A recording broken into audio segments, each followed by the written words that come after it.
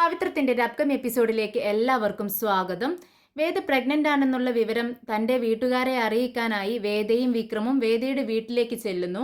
വീട്ടുകാരോട് വിവരങ്ങളെല്ലാം പറയുന്ന സമയത്ത് ശങ്കരനാരായണൻ താൻ ഒരു മുത്തശ്ശനാവാൻ പോകുന്നു എന്ന് നമ്മുടെ വിക്രം പറഞ്ഞതും ശങ്കരനാരായണൻ ഒരുപാട് സന്തോഷമാവുകയാണ്. വിക്രമിനെ കെട്ടിപ്പിടിക്കുന്നുണ്ട്. എന്നാൽ വർഷയ്ക്ക് ഇത് അത്ര സന്തോഷമാവുന്നില്ല. അവൾ കരയുന്നുണ്ട്. ശ്രീ കാര്യം അന്വേഷിക്കുകയാണ്. അപ്പോൾ വർഷ പറയുന്നുണ്ട്, 1.5 വർഷമേ വിവാഹം കഴിഞ്ഞിട്ടായിട്ടുള്ളൂ, വേദയുടെ വിവാഹം കഴിഞ്ഞിട്ട്. എന്നാൽ തൻ്റെ വിവാഹം കഴിഞ്ഞ് ഇത്രയും വർഷമായി എന്തുകൊണ്ട് തനിക്ക് കുഞ്ഞുങ്ങളില്ല എന്ന് നാട്ടുകാർ ചോദിക്കും. ഞാൻ എന്ത് മറുപടി പറയും എന്ന് പറഞ്ഞുകൊണ്ടാണ് വർഷ സങ്കടപ്പെടുന്നത്. അങ്ങനെ വിക്രമും വേദയും ഭക്ഷണമൊക്കെ കഴിച്ച് അവിടെ നിന്നും മടങ്ങുന്നുണ്ട്. രാത്രിയായതും ശ്രീനിവാസൻ സാറിൻ്റെ മകളെ സ്നേഹിക്കുന്ന പയ്യൻ രാത്രി വീട്ടിലേക്ക് കയറി വരുന്നു. എന്നാൽ ഇത് ശ്രീനിവാസൻ സാറിനെ ഒരു ഡൗട്ട് തോന്നുകയും മകളുടെ മുറി സെർച്ച് ചെയ്യുകയും ചെയ്യുന്നു. ശ്രീനിവാസൻ സാറ് കാണുന്നില്ല ഈ പയ്യനെ, പക്ഷെ ഭയങ്കര ഡൗട്ട് അടിക്കുന്നുണ്ട്. പിന്നീട് നമ്മുടെ വിക്രം രാധയുടെ അടുത്തേക്ക് ചെല്ലുകയാണ്. രാധയ്ക്കൊരു വാണിംഗ് കൊടുക്കുന്നുണ്ട്. പരമു അത്ര നല്ലവനല്ലെന്നും നിന്നെ ചതിക്കാനായി നോക്കുകയാണെന്നും എന്നോടുള്ള ദേഷ്യത്തിന് നീ ഒരു ചതിക്കുഴിയിൽ ചെന്ന് ചാടരുതെന്നും രാധയോട് പറയുന്നുണ്ട്. എന്നാൽ രാധ വിക്രമിൻ്റെ മുഖത്തടിച്ച് സംസാരിച്ചുകൊണ്ട് അവിടെ നിന്നും മാനം കെടുത്തി വിടുന്നുണ്ട്. വിക്രമിനെ നന്നായി അപമാനിക്കുകയാണ് രാധ. ഈ വിശേഷത്തെക്കുറിച്ചാണ് ഇന്ന് പറയാൻ പോകുന്നത്. വിക്രമീനെ വേദയ്ക്ക് ഊട്ടുകയാണ്. ഇങ്ങനെ ഒരു ബൗളിൽ കുറച്ച് ഭക്ഷണമൊക്കെ എടുത്ത് ഒരു സ്പൂൺ കൊണ്ട് ഇങ്ങനെ വായിൽ വെച്ച് കൊടുക്കുന്നുണ്ട്. വേദ കുറച്ചൊക്കെ കഴിക്കുന്നുണ്ട്. അതിനുശേഷം വിക്രമിനോട് പറയുന്നുണ്ട്, വിക്രം എനിക്ക് മതി. ഇത് പറഞ്ഞതും വിക്രം പറയുന്നുണ്ട്, വേദേ നീ കുറച്ചല്ലേ കഴിച്ചുള്ളൂ, കുറച്ചുകൂടി കഴിക്കേ. നീ തനിച്ചല്ലല്ലോ, നിന്റെ വയറ്റിലൊരു കുഞ്ഞു കൂടി ഇല്ലേ, അതിന് കൂടി വിശക്കത്തില്ലേ എന്ന് ചോദിക്കുമ്പോൾ വേദ പറയുന്നുണ്ട്, അതിന് ഞാനിങ്ങനെ ഭക്ഷണം കഴിച്ചാലും കുഞ്ഞിനുള്ള ഭക്ഷണമൊക്കെ എൻ്റെ ബ്ലഡിലൂടെയാണ് കിട്ടുന്നത് വിക്രം, എനിക്ക് കഴിക്കാൻ പറ്റുന്നില്ല. അതുകൊണ്ടല്ലേ ഞാൻ വേണ്ടാന്ന് പറയുന്നത്. നീ വേണ്ടാന്ന് പറയുന്ന സമയത്ത് എന്നെ നിർബന്ധിച്ച് കഴിപ്പിക്കല്ലേ. എനിക്ക് വേണ്ടാന്ന് പറഞ്ഞാൽ വേണ്ട എന്ന് തറപ്പിച്ച് പറയുകയാണ് വേദ. ഇത് കേട്ടിട്ട് വിക്രമിന് വിഷമാവുന്നുണ്ട്. നിനക്ക് എന്ത് തരണമെന്ന് എനിക്ക് അറിയത്തില്ല വേദേ, ഞാൻ ഇനി എന്ത് ചെയ്യും, നിനക്കിനി എന്താ വേണ്ടതെന്ന് പറ എന്നിങ്ങനെ വിഷമത്തോടെ പറയുകയാണ് വിക്രം. ഇത് കേട്ടിട്ട് വേദ പറയുന്നുണ്ട്, വിക്രം, പണ്ടുള്ളവരെ ഈ സമയത്തുണ്ടല്ലോ ആദ്യത്തെ 4-5 മാസം പെൺകുട്ടികളുടെ വീട്ടിലേക്ക് പറഞ്ഞയക്കും, അമ്മയുടെ അടുത്തേക്ക്. അതെന്തിനാണെന്നറിയാവോ? അവരുടെ കാര്യങ്ങളൊക്കെ നോക്കി നടത്താൻ വേണ്ടി. നിനക്കിപ്പോൾ പറ്റുന്നില്ല, വയ്യ എന്നൊക്കെ പറയുന്നുണ്ടല്ലോ, പക്ഷെ അമ്മമാർ നന്നായി നോക്കും. പിന്നീട് അവർ ഇങ്ങോട്ട് ഭർത്താവിൻ്റെ വീട്ടിലേക്ക് തന്നെ വരും. എന്നിട്ട് ഒരു 7 അല്ലെങ്കിൽ 9 മാസമാകുമ്പോൾ തിരിച്ച് അവർ പെൺകുട്ടിയുടെ വീട്ടിലേക്ക് തന്നെ പോവും. എന്നിട്ട് പ്രസവമൊക്കെ കഴിഞ്ഞിട്ടാ കുഞ്ഞുമായിട്ടാണ് ഇങ്ങോട്ടേക്ക് തിരിച്ചു വരത്തുള്ളൂ. ഇതൊക്കെ ഇങ്ങനെ കേട്ടിരിക്കുകയാണ് വിക്രം.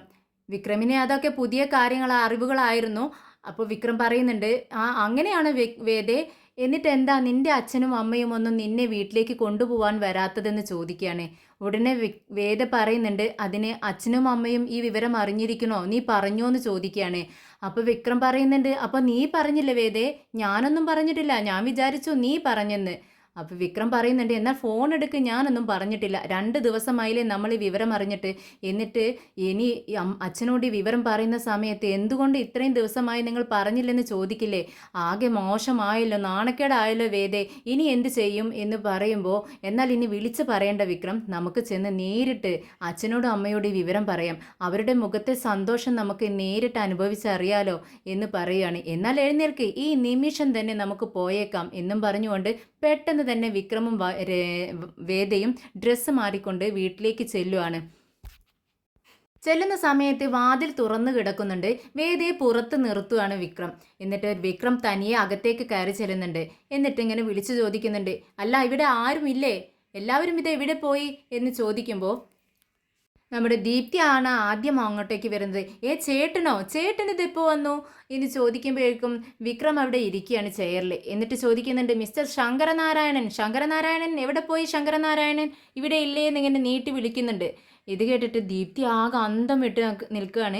അച്ഛനെ ഇങ്ങനെ പേരെടുത്ത് വിളിക്കുന്നത് കേട്ട് അച്ഛനക്ക് ദേഷ്യം വരുമല്ലോ, എന്താ ഈ ചേട്ടന് ഇങ്ങനെ മര്യാദയില്ലാതെ സംസാരിക്കുന്നത് എന്നൊക്കെ വിചാരിച്ച് നിൽക്കുകയാണ്.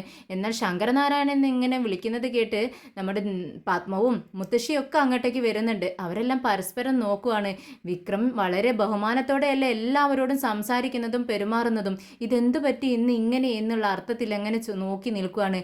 ചേട്ടാ, അച്ഛനെ തന്നെയാണോ ഈ വിളിക്കുന്നതെന്ന് ദീപ്തി പിന്നെയും ചോദിക്കുന്നുണ്ട്. അപ്പോൾ എന്താ നമ്മുടെ അച്ഛൻ്റെ പേര് തന്നെയല്ലേ ശങ്കരനാരായണൻ എന്ന് ചോദിക്കുമ്പോഴേക്കും നമ്മുടെ ശങ്കരനാരായണൻ മുകളിൽ നിന്നും സ്റ്റെപ്പ് ഇറങ്ങി താഴേക്ക് വരുവാണ്. ദേഷ്യത്തോടെയാണ് വരുന്നത്. വിക്രമിനോട് ചോദിക്കുന്നുണ്ട്, എന്താടാ ഞാൻ നിന്നോട് കുറച്ച് മായമായി സംസാരിക്കുകയും പെരുമാറുകയും ചെയ്യുന്നുണ്ടെന്ന് വെച്ച് നീ എനിക്ക് തീരെ മര്യാദ തരുന്നില്ലല്ലോ. അച്ഛനെ കയറി പേരാണോടാ വിളിക്കുന്നത്? നീ എന്നെ തീരെ ബഹുമാനിക്കുന്നില്ല എന്ന് പറയുകയാണ്. ഇത് കേൾക്കുമ്പോൾ വിക്രം പറയുന്നുണ്ട്, ജസ്റ്റിസ് ശങ്കരനാരായണൻ നിങ്ങളൊരു മുത്തശ്ശനാവാൻ പോകുന്നു എന്ന് പറയുക കേട്ടോ. ഇതങ്ങ് കേട്ടതും ശങ്കരനാരായണന് വിശ്വസിക്കാൻ പറ്റുന്നില്ല. കണ്ണിൽ നിന്നും ഇങ്ങനെ കണ്ണുനീരും വരുന്നുണ്ട്. എന്നിട്ട് വിക്രമിനോട് മുഖത്തേക്ക് നോക്കിക്കൊണ്ട് സത്യമാണോ നീ പറയുന്നതെന്ന് ചോദിക്കുമ്പോൾ സത്യം എന്ന് വിക്രമും പറയുന്നുണ്ട്. പെട്ടെന്ന് ശങ്കരനാരായണൻ വിക്രമിനെ തൻ്റെ നെഞ്ചോട് ചേർത്ത് പിടിക്കുകയാണ്, കെട്ടിപ്പിടിക്കുകയാണ്. കുറച്ചു നേരം അങ്ങനെ നിൽക്കുന്നുണ്ട്. ശങ്കരനാരായണൻ്റെ കണ്ണുകളിൽ നിന്നിങ്ങനെ കണ്ണുനീരിങ്ങനെ വന്നുകൊണ്ടിരിക്കുന്നുണ്ട് സന്തോഷം കൊണ്ട്. പത്മവും മുത്തശ്ശിയൊക്കെ പരസ്പരം നോക്കിക്കൊണ്ട് നമ്മുടെ വേദിക്ക് കുഞ്ഞു പിറക്കാൻ പോകുന്നുവെന്ന് നമ്മൾ എത്ര നാളായി കാത്തിരിക്കുന്ന കാര്യമാണ്. അതും സംഭവിച്ചു. നമ്മൾ ദൈവത്തോട് അത്രയും പ്രാർത്ഥിക്കുന്നില്ലേ, അതുകൊണ്ടാണ് പെട്ടെന്ന് തന്നെ നമുക്ക് കുഞ്ഞിനെ തന്നതെന്ന് പറയുന്നു. പക്ഷേ നമ്മുടെ വർഷയ്ക്ക് അത്രയ്ക്ക് സന്തോഷമില്ല. അവളുടെ മുഖത്ത് പെട്ടെന്നങ്ങ് മാറുന്നു. അങ്ങനെ നമ്മുടെ ശങ്കരനാരായണൻ ചോദിക്കുന്നുണ്ട്, എന്നിട്ട് വേദ എവിടെ വിക്രം എന്നിങ്ങനെ ചോദിക്കുക, എൻ്റെ മോൾ എവിടെയെന്ന് ചോദിക്കുമ്പോൾ വേദേ സസ്പെൻസ് പൊളിഞ്ഞു, നീ ഇങ്ങോട്ടേക്ക് വാ എന്ന് പറയാട്ടോ. അപ്പോഴേക്കും വേദ പുറത്തു നിന്നും അകത്തേക്ക് കയറി വരുവാണ്. പത്മം ഓടിച്ചെന്ന് മോളുടെ കവളത്തൊരു ഉമ്മ കൊടുക്കുന്നുണ്ട്. വിക്രം ദീപ്തിയോട് പറയുന്നുണ്ട്, നീ ഒരു ചെറിയമ്മ ആവാൻ പോവാണ്, കുറച്ച് ഗുസ്തിയും കരാട്ടയൊക്കെ പഠിച്ചു വെച്ചോ, കുഞ്ഞു പിറക്കുമ്പോൾ നിനക്ക് ആവശ്യം വരും, അവളെ നോക്കേണ്ടത് നീയാണ് എന്നൊക്കെ പറഞ്ഞ് കളിയാക്കുവാണ് ദീപ്തിയെ. പിന്നീട് എല്ലാവരും ടേബിളിലേക്ക് പോകുന്നുണ്ട്, ഭക്ഷണം കഴിക്കാമെന്ന് പറയുകയാണ്. എല്ലാവരും സ്വീറ്റ്സൊക്കെ കഴിച്ചുകൊണ്ടിരിക്കുന്നുണ്ട്. അപ്പോൾ വർഷയുടെ മുഖം ഇങ്ങനെ മങ്ങി നിൽക്കുന്നത് കണ്ടിട്ട് നമ്മുടെ ശ്രീ ചോദിക്കുന്നുണ്ട്, എന്ത് പറ്റി വർഷേ, നിന്റെ മുഖത്തെന്താ ഒരു സന്തോഷമില്ലാത്തത്, എന്ത് പറ്റി എന്ന് ചോദിക്കുകയാണ്. എന്താ ഒരു വിഷമം എന്ന് ചോദിക്കുമ്പോൾ വർഷ പറയുന്നുണ്ട്, നമ്മുടെ വേദയുടെ വിവാഹം കഴിഞ്ഞത് 1.5 വർഷമേ ആവുന്നുള്ളൂ, അപ്പോഴേക്കും അവൾക്ക് കുഞ്ഞ് പിറക്കാൻ പോകുന്നു. പക്ഷെ നമ്മുടെ വിവാഹം കഴിഞ്ഞിട്ട് ഇത് എത്രാമത്തെ വർഷമായി, എത്ര ഡോക്ടേഴ്സിനെ നമ്മൾ കണ്ടു, എന്നിട്ടും ഒരു ഫലവുമില്ല. ഇനി നാട്ടുകാർ ചോദിച്ചു തുടങ്ങും, ഇപ്പോൾ വിവാഹം കഴിഞ്ഞ് അവൾക്ക് കുഞ്ഞ് പിറക്കാൻ പോകുന്നു, എന്തുകൊണ്ട് ഇത്രയും വർഷമായി നിനക്ക് ഉണ്ടായില്ല എന്ന് ചോദിക്കുന്ന സമയത്ത് ആ വാക്കുകളെല്ലാം ഞാൻ കേൾക്കേണ്ടേ? നമ്മുടെ വീട്ടിലുള്ളവർ അതിനെപ്പറ്റി എന്നോട് ഒന്നും ചോദിക്കുന്നുമില്ല, പറയുന്നുമില്ല. പക്ഷേ നാട്ടുകാരുടെ വായടക്കാൻ നമുക്ക് പറ്റത്തില്ലല്ലോ, ഇനി ഞാൻ എന്ത് ചെയ്യുമെന്നുള്ള വിഷമത്തിലാണെന്ന് പറയുന്നു. അത് കേൾക്കുമ്പോൾ ശ്രീക്ക് ഒരുപാട് വിഷമാവുന്നുണ്ട്. കുറച്ച് സമയം കഴിഞ്ഞതും വേദയും വിക്രമും വീട്ടിലേക്ക് മടങ്ങുന്നുണ്ട്. രാത്രിയായതും ശ്രീനിവാസൻ സാറിൻ്റെ മോളിങ്ങനെ റൂമിൽ കിടന്ന് എന്തോ ബുക്ക് വായിച്ചുകൊണ്ടിരിക്കുകയാണ്. ഒരു സൗണ്ട് കേൾക്കുന്ന സമയത്ത് പെട്ടെന്ന് ചെന്ന് ജനൽ തുറന്നു നോക്കുന്നു. അപ്പോഴാണ് അവളെ സ്നേഹിക്കുന്ന പയ്യൻ അവിടെ നിൽക്കുന്നത് കാണുന്നത്. പെട്ടെന്ന് അവൾ അങ്ങ് പേടിക്കുന്നുണ്ട്. താനെന്താടോ ഇവിടെ എന്ന് ചോദിക്കുകയാണ്. ഇത് നല്ല ചോദ്യം. നിനക്ക് എന്നെ ഇഷ്ടമാണോ എന്ന് ഞാൻ പലവട്ടമായി ഞാൻ ചോദിക്കുന്നു. ഇഷ്ടമാണെന്ന് പറയുന്നത് വരെ ഞാൻ ഇങ്ങനെ വന്നുകൊണ്ടേയിരിക്കും. ഇത് കേട്ട് അവൾ ഭയങ്കര പേടിയാവുന്നുണ്ട് അവൾക്ക്. നീ ദയവ് ചെയ്തൊന്ന് ഇറങ്ങിപ്പോ, അച്ഛൻ കാണും, അച്ഛൻ കണ്ടാൽ നിന്നെ ജീവനോടെ വെക്കത്തില്ല, അച്ഛൻ്റെ സ്വഭാവം നിനക്ക് അറിയാഞ്ഞിട്ടാ, എന്നെയും കൊല്ലും നിന്നെയും കൊല്ലും, പെട്ടെന്ന് പോടാ എന്ന് പറയുമ്പോൾ പറ്റത്തില്ല, നീ ഇഷ്ടമാണെന്ന് പറയുന്നത് വരെ ഞാനിവിടെ നിൽക്കും എന്ന് പറയുന്നുണ്ട്. എന്നാൽ ശ്രീനിവാസൻ സാറിന് എന്തോ സംശയം തോന്നിയതുകൊണ്ട് തൻ്റെ മകളുടെ റൂമിനടുത്ത് വന്ന് ഡോറിൽ തട്ടുവാണ്. അച്ഛൻ്റെ സൗണ്ട് കേട്ടതും അവൾ പറയുന്നുണ്ട്, അച്ഛൻ വന്നിട്ടുണ്ട്, നീ ഒന്ന് പോടാ, പെട്ടെന്ന് പോ, അച്ഛൻ കണ്ടാൽ പ്രശ്നമാവുമെന്ന് പറയുന്നുണ്ട്. അങ്ങനെ അവൻ അവിടെ നിന്നും പെട്ടെന്ന് ഓടുന്നുണ്ട്. പെട്ടെന്ന് വാതിൽ ചെന്ന് തുറക്കുകയാണ്. ശ്രീനിവാസൻ സാർ അകത്തേക്ക് കയറുന്നു. ഒന്നും മിണ്ടുന്നില്ല. എല്ലായിടത്തും തിരഞ്ഞോണ്ട് നടക്കുവാണ്. മകൾ കാണുന്നുണ്ടെന്നോ അറിയുന്നുണ്ടെന്നോ ഒന്നും ശ്രീനിവാസന് ഒരു പ്രശ്നവുമില്ല. കട്ടിലിനടിയിലും കർട്ടന് പിറകിലും എല്ലായിടത്തും തിരയുന്നുണ്ട്. മോളാണെങ്കിൽ ഒന്നും മിണ്ടാതെ നിൽക്കുന്നു. എന്താ അച്ഛാ എന്ന് പോലും ചോദിക്കുന്നില്ല. ശ്രീനിവാസൻ സാർ മനസ്സിൽ വിചാരിക്കുന്നുണ്ട്, എൻ്റെ കണ്ണ് വെട്ടിച്ച് എൻ്റെ വീട്ടിൽ കയറാൻ അത്രയും ധൈര്യമുള്ള ഒരുത്തനോ? എങ്കിൽ എനിക്കതൊന്ന് അറിയണമല്ലോ എന്നിങ്ങനെ മനസ്സിൽ ചിന്തിച്ചുകൊണ്ട് പെട്ടെന്ന് റൂമിൽ നിന്നും ഇറങ്ങിപ്പോകുന്നുണ്ട്. പിറ്റേന്ന് രാവിലെ കോളേജിലേക്ക് പോകുന്ന സമയത്ത് രണ്ടുപേരും വഴിയിൽ വെച്ച് വീണ്ടും കണ്ടുമുട്ടുന്നു.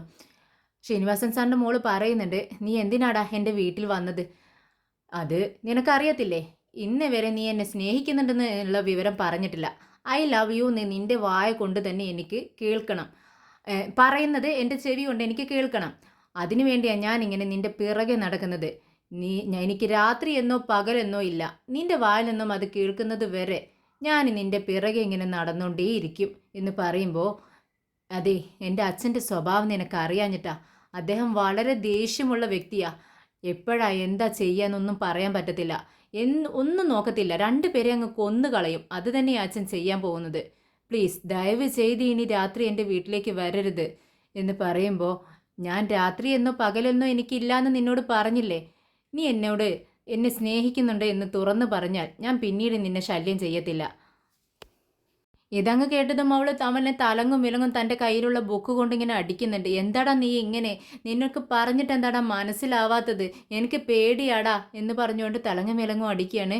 അപ്പോൾ അവൻ ചോദിക്കുന്നുണ്ട്, പറ, നിനക്ക് ഇഷ്ടമാണോ? അപ്പോൾ അവൾ പറയുന്നുണ്ട്, എടാ, ഒരു പെൺകുട്ടി തുറന്നു പറഞ്ഞാൽ മാത്രമേ ഇഷ്ടം സ്നേഹമൊക്കെ നിനക്ക് മനസ്സിലാക്കാൻ പറ്റത്തുള്ളൂ. ഇനി എങ്ങനെയാണ് ഞാനിത് പ്രകടിപ്പിക്കേണ്ടത്? എനിക്ക് നിന്നെ ഇഷ്ടമാടാ എന്നങ്ങ് തുറന്നു പറയാണ്. അവനക്കാണെങ്കിൽ അത് കേൾക്കുമ്പോൾ ഈ ലോകം തന്നെ പിടിച്ചടക്കിയ പോലുള്ള സന്തോഷം വരുവാണ്. അവളെ ഇട്ട് വട്ടം കറക്കുന്നുണ്ട്. എന്നാൽ ഇത് കണ്ടുകൊണ്ടാണ് നമ്മുടെ ശ്രീനിവാസൻ സാറിൻ്റെ കാർ അതിലേ പോകുന്നത്. പെട്ടെന്ന് വണ്ടി നിർത്താൻ പറയുകയാണ്. തൻ്റെ മകളെ ഈ ഒരു സിറ്റുവേഷനിൽ കാണുന്ന സമയത്ത് അദ്ദേഹത്തിന് ഒരുപാട് സങ്കടവും ദേഷ്യവും ഒരുമിച്ച് വരുവാണ്. ഒരു 2 നിമിഷം അങ്ങനെ നോക്കിയിരിക്കുന്നുണ്ട്. മകളാണെങ്കിൽ ഇത് കാണുന്നുമില്ല. എടുക്കടാ വണ്ടി എന്ന് പറഞ്ഞ് ദേഷ്യത്തിൽ അങ്ങനെ വണ്ടി എടുത്തുകൊണ്ട് പോവാണ്. രാവിലെ എഴുന്നേറ്റ് വേദയെ പുറത്തേക്കൊന്നും കാണുന്നില്ല. അങ്ങനെ വിക്രം റൂമിനടുത്ത് ചെന്ന് അകത്തേക്ക് എത്തി നോക്കുവാണ്. അപ്പോൾ വേദ ഇങ്ങനെ എഴുന്നേറ്റ് ഒരു വിഷമത്തോടെ ഇങ്ങനെ ഇരിക്കുന്നുണ്ട്. എന്ത് പറ്റി വേദയെന്ന് ചോദിക്കുകയാണ്. അത് എൻ്റെ കാലിൽ നീരുണ്ട് വിക്രം, നല്ല വേദനയുണ്ട് എന്ന് പറയുന്നു. ഇത് കേട്ട് നന്ദിനി അങ്ങോട്ടേക്ക് വരുന്നുണ്ട്. എന്ത് മോളെ, നിന്റെ കാല് വേദനിക്കുന്നുണ്ടോ? ശരി, ഞാൻ ഇപ്പോൾ വരാം എന്ന് പറഞ്ഞുകൊണ്ട് ചുടുവെള്ളം അടുപ്പത്ത് വെക്കുന്നു. അതെടുത്ത് പോവാനായി വേദിയുടെ അടുത്തേക്ക് പോകാൻ വേണ്ടി നോക്കുന്ന സമയത്ത് വിക്രം പെട്ടെന്ന് അത് വന്ന് എടുക്കുന്നുണ്ട്. വിക്രം, അത് വേദിയുടെ കാലിൽ ചൂട് പിടിക്കാനുള്ള വെള്ളമാ. നീ ഇതെടുത്ത് എങ്ങോട്ടേക്കാണ് കൊണ്ടുപോകുന്നത്? അത് നിനക്ക് കുളിക്കാനുള്ള വെള്ളമല്ല എന്ന് പറയാണ്. ചേച്ചി, അതെനിക്കറിയാം. അവളുടെ കാലിൽ ഞാൻ ചൂട് പിടിച്ചു കൊടുത്തോളാം. ചേച്ചി വിഷമിക്കേണ്ട, അതിന് തന്നെയാണ് ഞാനിത് കൊണ്ടുപോകുന്നതെന്ന് പറഞ്ഞുകൊണ്ട് വേദിയുടെ അടുത്തേക്ക് അതുകൊണ്ട് പോകുന്നുണ്ട്. അപ്പോഴേക്കും കമലാമ്മ അങ്ങോട്ടേക്ക് വരുന്നുണ്ട്. എടാ, ഇത് വെറുതെ ചൂട് പിടിച്ചാൽ പോരാ, 2 തുള്ളി തൈലം കൂടി അതിൽ ഒറ്റിക്കണം. ഇതാ തൈലം എന്ന് പറഞ്ഞുകൊണ്ട് എടുത്തു കൊടുക്കുവാണ്. അങ്ങനെ അത് രണ്ടും കൂടെ പിടിച്ചിങ്ങനെ കൊടുക്കുന്നുണ്ട്. വേദയുടെ കാലിലിങ്ങനെ ചൂട് പിടിച്ചു കൊടുക്കുവാണ്. കുറച്ച് കഴിഞ്ഞതും വേദയ്ക്ക് സമാധാനം ആവുന്നുണ്ട്. ഇതിനിടയിൽ വിക്രം വേദയോട് ചോദിക്കുന്നുണ്ട്, അല്ല, എൻ്റെ മോൾ എന്ത് പറയുന്നു? ഇത് കേട്ടതും വേദ ചോദിക്കുന്നുണ്ട്, മോളോ? നീ മോളാണെന്ന് ഉറപ്പിച്ചോ? ആ അതെ, എനിക്ക് മോളെ മതി. ആഹാ, അത് പറ്റത്തില്ല, എനിക്ക് മോനാണ് ഇഷ്ടം, നിന്നെപ്പോലൊരു മോന്. അത് കേട്ടതും വിക്രം പറയുന്നുണ്ട്, പറ്റത്തില്ല വേദേ, എനിക്ക് നിന്നെപ്പോലെ ഒരു മോളാണ് വേണ്ടതെന്ന് ഞാൻ മുന്നേ നിന്നോട് പറഞ്ഞിട്ടുണ്ട്. ഇവരിങ്ങനെ തർക്കിച്ചുകൊണ്ടിരിക്കുന്നത് നമ്മുടെ വിശ്വവും ശ്രീയും എല്ലാവരും പുറത്തുനിന്ന് കേൾക്കുന്നുണ്ട്. രണ്ടുപേരുടെയും തർക്കം കൂടിക്കൂടി വരുന്നത് കണ്ട് ശ്രീജ അങ്ങോട്ടേക്ക് വരുന്നുണ്ട്. ശ്രീജ പറയുന്നുണ്ട്, അതെ, രണ്ടുപേരും ഒന്ന് നിർത്തുവോ? പിന്നെ ആണായാലും പെണ്ണായാലും ആരോഗ്യമുള്ളൊരു കുഞ്ഞുണ്ടാവട്ടെ എന്ന് പ്രാർത്ഥിക്കേ എന്ന് പറയുമ്പോൾ രണ്ടുപേരും ചമ്മുന്നുണ്ട്. പിന്നീട് വിക്രം പെട്ടെന്ന് റെഡിയായി പുറത്തേക്ക് ഇറങ്ങുവാണ്. ഓട്ടോ സ്റ്റാൻഡിലേക്കാണ് നേരെ പോകുന്നത്. രാധയുണ്ടോ എന്ന് നോക്കുന്നുണ്ട്. രാധ ഇവിടെ ഇരിക്കുന്നത് കണ്ട് രാധയുടെ അടുത്തേക്ക് ചെല്ലുവാണ്. എന്നാൽ വിക്രമിനെ കണ്ടതും രാധ മുഖം തിരിച്ചിരിക്കുകയാണ്. വിക്രം അവളുടെ അടുത്തേക്ക് ചെല്ലുന്നുണ്ട്. എന്നിട്ട് പറയുന്നുണ്ട്, രാധേ, എനിക്ക് നിന്നോട് സംസാരിക്കണം. അത് കേട്ടതും രാധ പറയുന്നുണ്ട്, എനിക്ക് നിന്നോടൊന്നും സംസാരിക്കാനില്ല. നിനക്കില്ലെങ്കിലും എനിക്ക് പറയാനുണ്ട് രാധേ, നീ കേൾട്ടേ പറ്റൂ.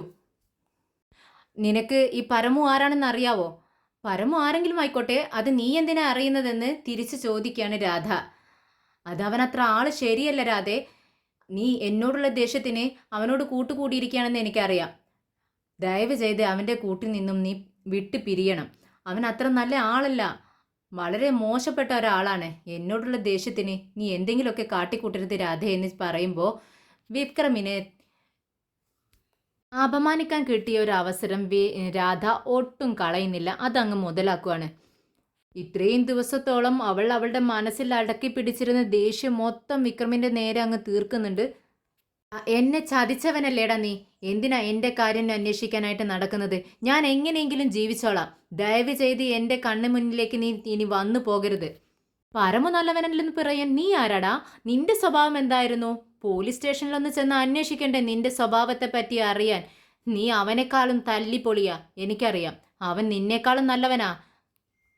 നിന്നെക്കാളും നല്ല മനസ്സുള്ളവനാ, സ്നേഹിക്കാൻ അറിയാവുന്നവനാ. അത്രേ മതി. ഇനി മേലാൽ എൻ്റെ കാര്യം അന്വേഷിച്ച് എൻ്റെ പിറകെ വന്നു പോകരുത് എന്ന് പറയുകയാണ്. ഇത് കേട്ടിട്ട് വിക്രമിന് വളരെ വിഷമം തോന്നുകയാണ്. രാധയോട് വീണ്ടും പറയാനേ ശ്രമിക്കുന്നുണ്ട്. രാധേ, പ്ലീസ് രാധേ, ഞാൻ പറയുന്നതൊന്ന് കേൾക്ക്.